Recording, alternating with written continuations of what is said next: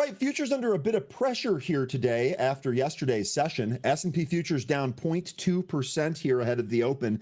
Dow futures down 0.12%, and the Nasdaq futures down 0.2%. So definitely a little bit of pressure here, but not crazy. In either direction, frankly.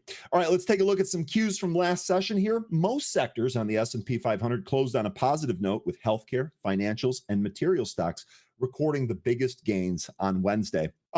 President Trump signed the short-term funding bill on Wednesday, right after the House passed it to end the longest government shutdown in U.S. history. Yay, it's over. Great, bringing an end to the political stalemate. The 10-year Treasury bond yielded 4.08%, and the 2-year bond was at 3.57%.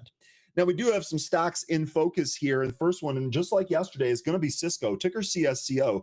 That jumped 7.04% in the pre-market on Thursday after reporting upbeat financial results for the first quarter. They reported that last night here.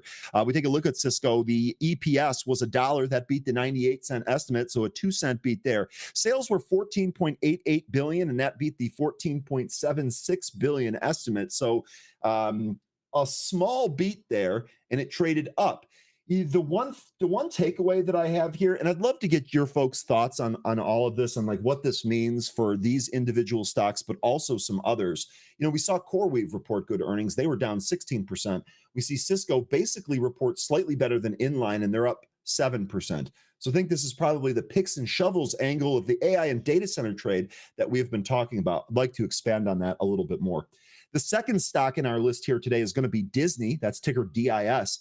And that's actually down here now. Disney was 0.29% higher ahead of its earnings scheduled to be released before the opening. Analysts were expecting 104 per share on revenue of $22.75 billion. Now, I actually don't have that here in my note sheet, but let me grab that here for you real quick. Oh, it's Thread, so I can't find it easily. Oh, there we go. Disney EPS of 111 beat that 104 estimate, and sales were 22.46 billion. That slightly missed the estimate.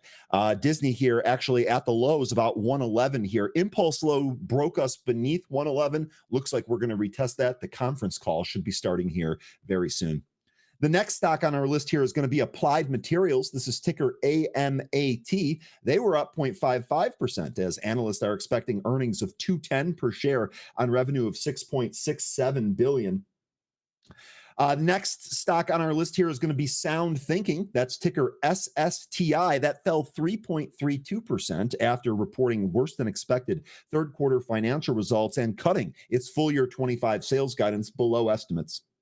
The next stock that we have on our list, and our final stock on the list here, is D-Local. Ticker here is DLO, D-L-O. That tumbled 11.37% despite beating third quarter estimates as gross profit margins declined from to 37% from 42% in the same quarter last year and 39% in the previous quarter.